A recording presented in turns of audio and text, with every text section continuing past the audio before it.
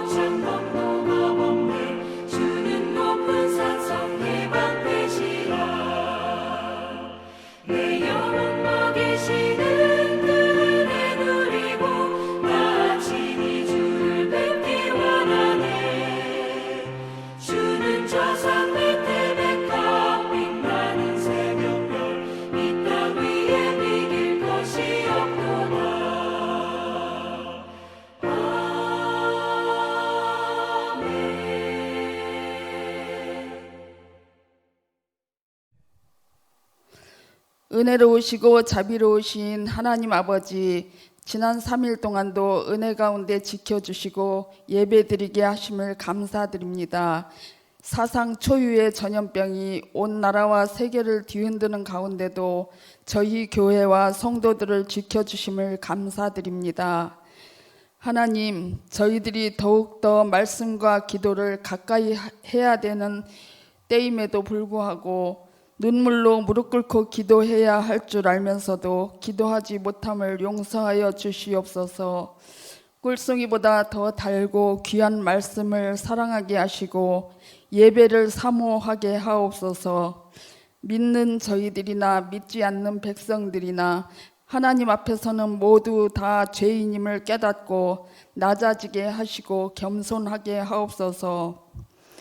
하나님, 지금 우리나라와 전 세계가 코로나19로 모든 것에 마비가 될 정도로 되어가고 있습니다. 너무나도 두렵고 심히 걱정이 됩니다.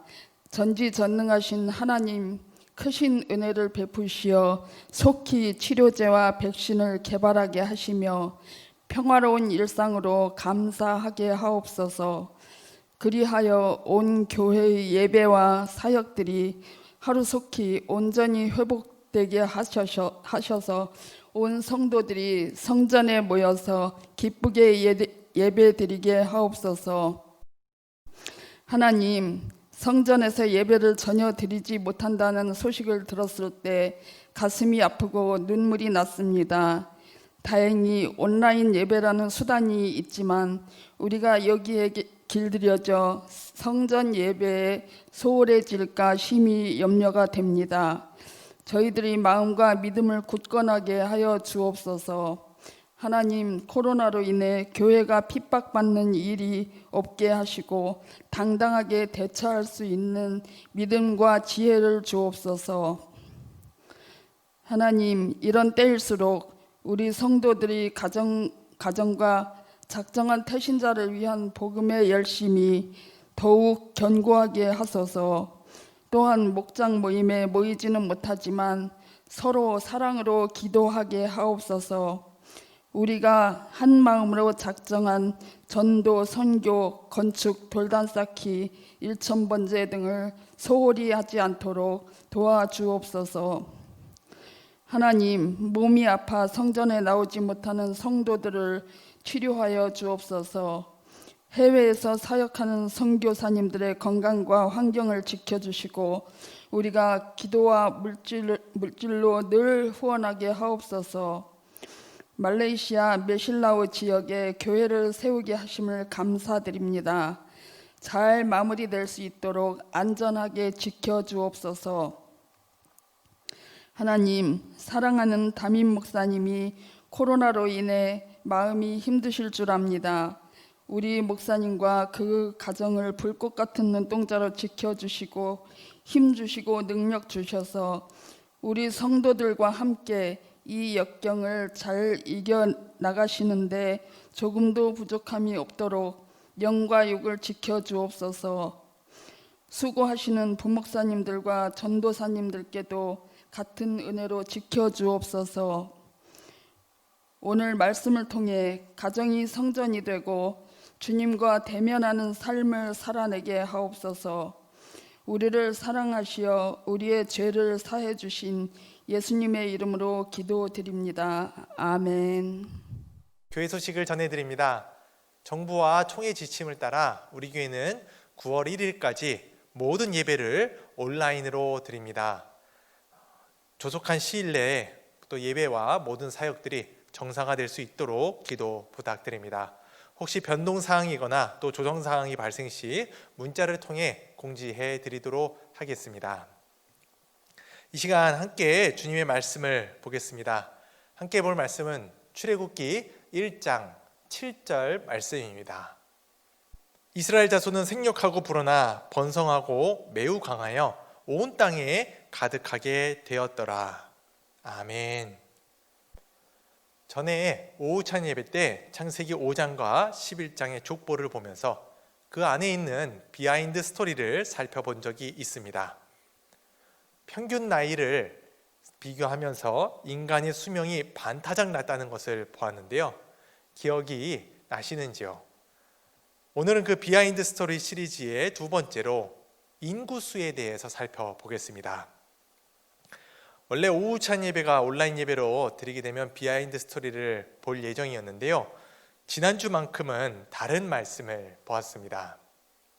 코로나19로 인해 모든 예배의 온라인 전환이라는 초유의 사태가 발생했기 때문입니다.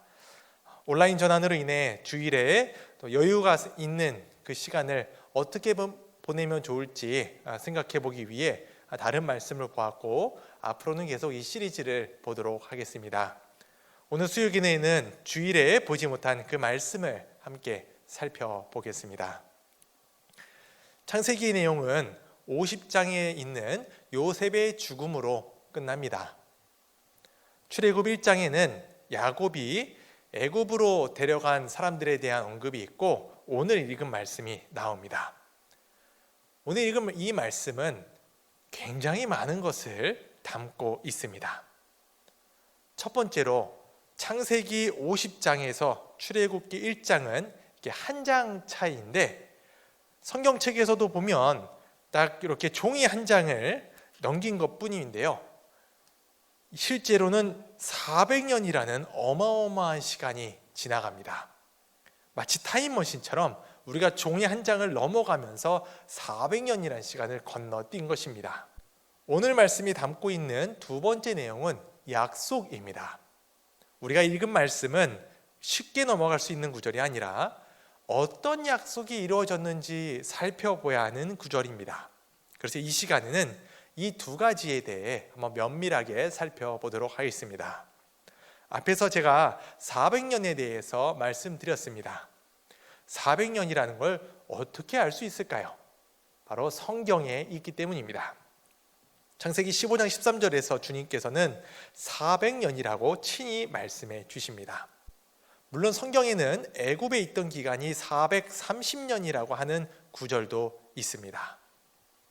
이 차이에 대해 여러 가지 해석이 있지만 오늘 우리는 기억하기 쉽게 그냥 400년으로 생각하도록 하겠습니다. 애굽에 들어갈 때부터 애굽에 나올 때까지는 400년이란 시간이 걸렸는데요, 그 사이에는 정말 어마어마한 일들이 벌어졌습니다. 말씀에 의하면 애굽에 들어간 사람들은 총 70명입니다. 출애굽기에서는 70명 중 야곱의 아들들만 언급을 하고 있고요, 창세기 46장에는 70명 한 사람 한 사람의 이름을 알려주는데 며느리는 제외된 인원이었습니다. 방금 보았던 구절에서는 66명, 총 66명이라고 이야기를 하고 있습니다. 66명은 애굽에 내려간 자녀의 야곱의 자녀 수이고요, 여기에 야곱과 요셉의 두 아들을 총 합쳐서 70이 됩니다. 여기까지 내용을 정리하면 요셉의 가족까지 포함해서 가나안 땅에서 애굽으로 내려간 사람들은 총 야곱의 직계 자손들로 총 70명입니다. 이 70명이 400년이 지나자 전쟁에 나갈 남자의 수만 60만 3,550명이 됩니다. 60만 3,550명. 정말 발음하기도 긴 많은 인원인데요, 모세도 이 인원을 셀 때마다 다 언급하지 않고 60만이라고 편하게 부르기에 우리도 오늘은 60만 명으로 생각하도록 하겠습니다. 60만 명이란 숫자는 전쟁에 나갈 수 있는 20세 이상의 남자들을 뜻합니다. 어떤 사람들은 이 말씀을 토대로 이 60만 명은 결혼한 사람들이라고 생각을 합니다. 적군과 싸우기 전에 장교들이 군사들한테 약혼한 사람들은 전쟁에서 죽을 수도 있으니 전쟁보다 먼저 결혼, 즉 대를 잇고 오라는 말씀입니다. 결혼만 하면 대를 잇는 게 아니죠. 자녀도 낳아야 대를 이을 수 있으니 그들은 자녀까지 있었다고 생각을 해야 합니다. 그렇다면 군대에 나갈 남자의 수가 60만 명이란 얘기는 그들이 결혼을 했고 또 부인이 있고 가족마다 한 2명의 자녀를 낳았다고 생각해 볼 때 출애굽할 때 이스라엘의 총 인구 수는 최소 240만 명이 됩니다. 물론 여기에는 전쟁에 나가지 못하는 노인의 수는 제외한 숫자입니다. 즉 70명이 400년이 지나자 240만 명이 되었습니다. 어마어마하게 불어난 것이죠. 주님께서는 4대째, 네 번째 대수의 출애굽이 있을 거라고 말씀하십니다. 여기서 4대는 야곱의 12 아들들로부터 모세까지의 숫자입니다. 우리 성도님들께서는 혹시 이 4대에 걸친 인구 변화를 계산해 보신 적이 있으신지요? 저는 개인적으로 좀 심심해서 한번 계산을 해 보았습니다. 1대가 70명으로 시작해서 4대의 장정만 60만 명이 됩니다. 이것을 그림으로 표현하면 이렇게 됩니다. 그런데 저는 바로 여기서 문제에 부딪혔습니다.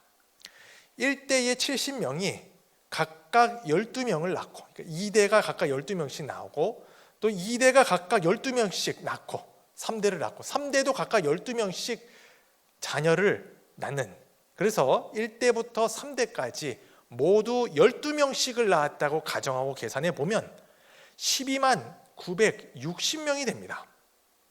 60만 명이 되지가 않습니다. 모든 대들이 다 남자가 12명씩 낳았을 리는 없었을 것입니다. 오늘날 신생아 남녀 비율과 비슷하게 나왔겠죠. 더 놀라운 건 우리가 앞에서 보았듯이 60만 명이 전체 인구수가 아니라는 데 있습니다. 최소 240만 명의 인구가 되어야 하는데 70명이 24명씩 낳았다고 계산을 해도 96만 7,680명밖에 되지 않습니다. 240만 명에는 턱없이 부족하고 60만 명에 조금 더 넘는 숫자가 됩니다. 앞에서 보았듯이 성경은 애굽에서 나올 때 4대째에 나온다고 못을 박습니다. 한 5대 정도라고 했다고 하면 조금 더 곱해보면 비슷비슷 얼추 맞출 수 있고 생각할 수 있을 텐데 딱 4대라고 성경에 나와 있습니다.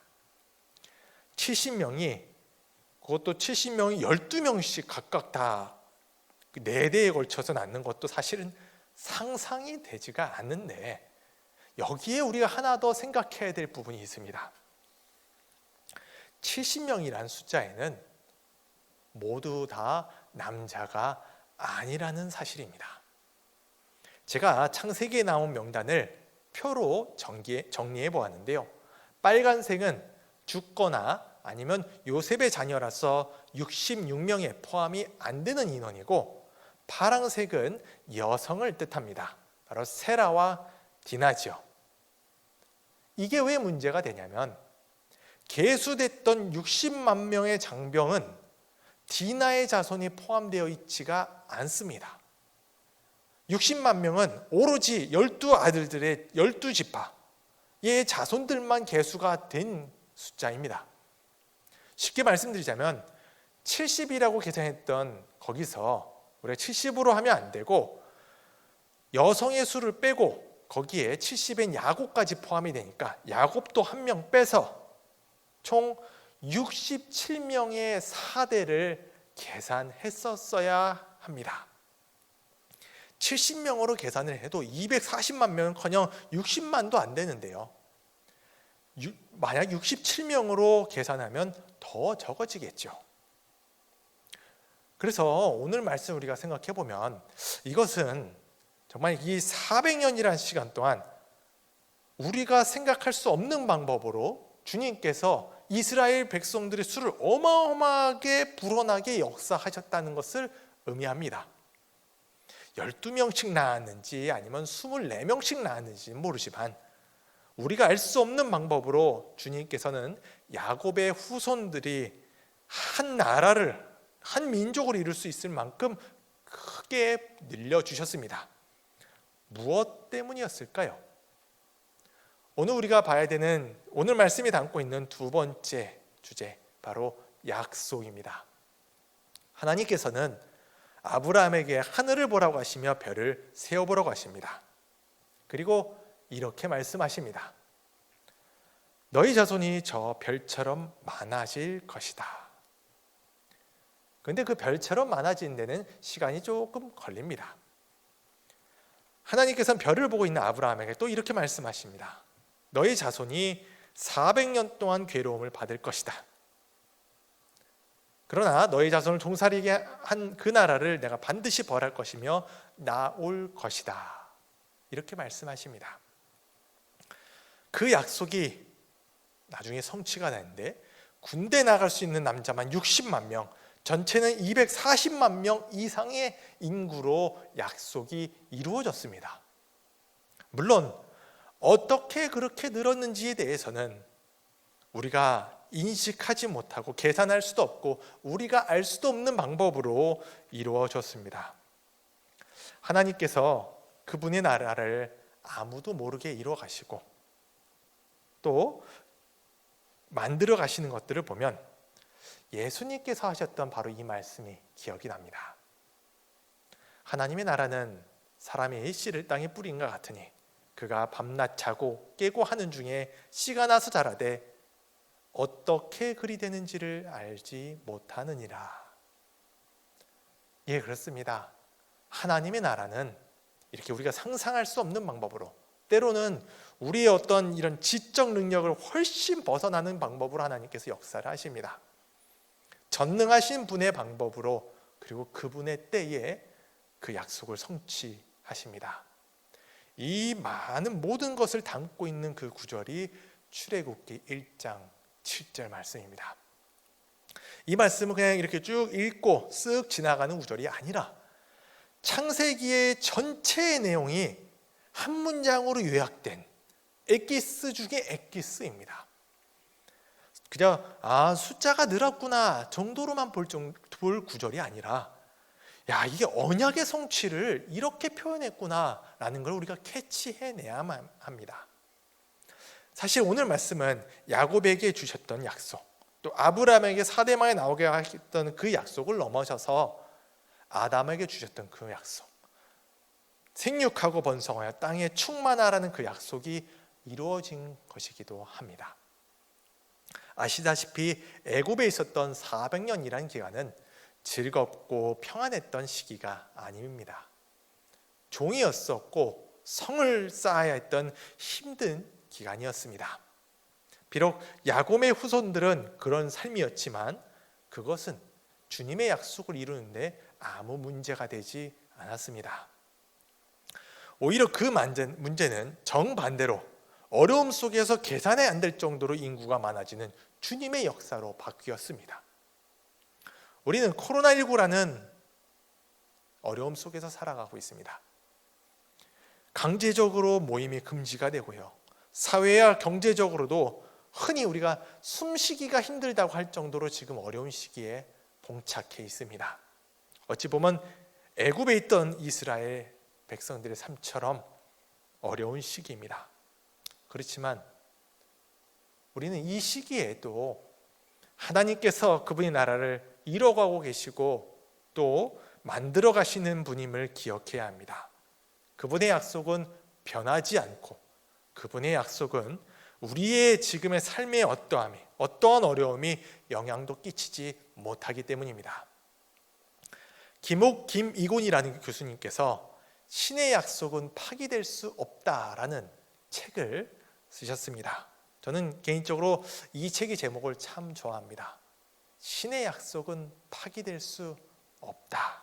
이것은 바로 사실이고 또 현재이며 미래이기 때문입니다. 우리의 삶 속에 우리가 붙들어야 되는 그것은 바로 주님의 약속입니다. 지금까지 주님께서 우리를 인도해 주셨던, 마치 400년의 기간 동안 인도해 주셨듯이 우리의 짧은 인생도 주님께서 우리를 인도하고 계시고, 또한 어떤 어려움 가운데서도 하나님께서 우리에게 주신 그 약속, 하나님의 나라와 하나님께서 우리와 함께 하겠다는 그 약속이 변하지 않다는 것. 오늘 우리는 이 어려움 속에서 주님의 약속을 고백하고 또 다시 한번 우리 마음속에 새겨야 할 것입니다. 오늘은 말씀을 통해서 그 약속이 어떻게 이루어갔는지, 어떻게 이루어졌는지를 보았습니다. 마지막 때에 주님께서 이루실 그 하나님의 나라는 오늘도 계속되고 있습니다.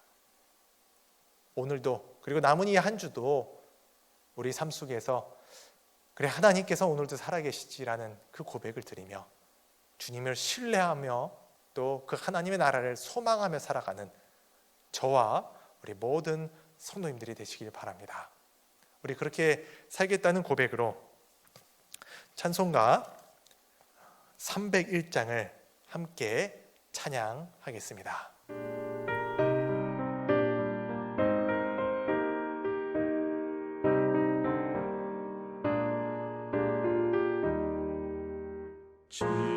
지금까지 지내온 것 주의 크신 은혜라 한이 없는 주의 사랑 어찌 이루 말하랴 찬악해라 주의 손이 항상 살펴주시고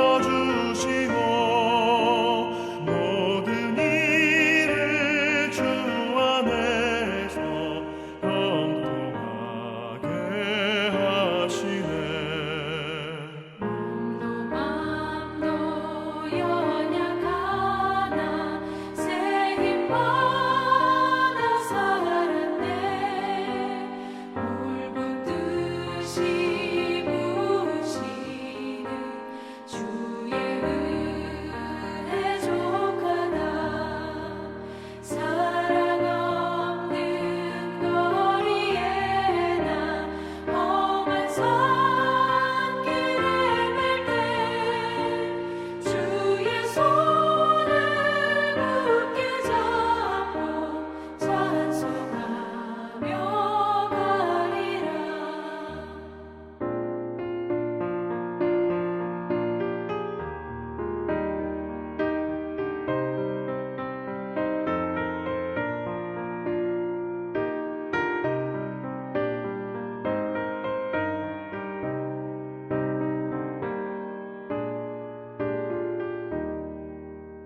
주님 다시 배울 날이 날로 다가와 무거운 짐 주께 맡겨 벗을 날도 멀잖네. 나를 위해 예비하신 고향 집에 돌아가 아버지의 품 안에서 영원토록 살리라.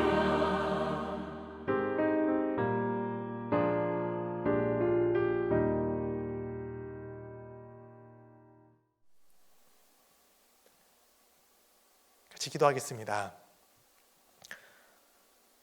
주님, 오늘 말씀을 보면서 온 땅에 충만하기까지 그 400년의 기간까지 하나님께서 어떤 역사를 이루어 주셨는지를 보았습니다. 이스라엘 백성의 삶은 갈수록 어려워졌지만 하나님의 약속은 오히려 놀랍게 역사가 이루어졌음을 우리가 이 시간 또 보았습니다. 이 코로나19의 어려움 속에서도 우리는 비록 어렵지만 하나님은 이것을 또 넘어서서 주님의 놀라우심을 이루고 계심을 우리가 믿음으로 고백합니다. 이 남은 한 주간도 주님을 바라보며 사는 우리에게 하나님의 약속의 성취를 더욱더 깊이 누리게 하시고 주님의 동행하심을 경험하는 우리가 될 수 있도록 인도하여 주시옵소서. 이제는 주 예수 그리스도의 은혜와 하나님의 사랑과 성령님의 교제가 주님께 예배하는 모든 예배자들과 이번 한 주간 함께하여 주시기를 축원하옵나이다. 아멘.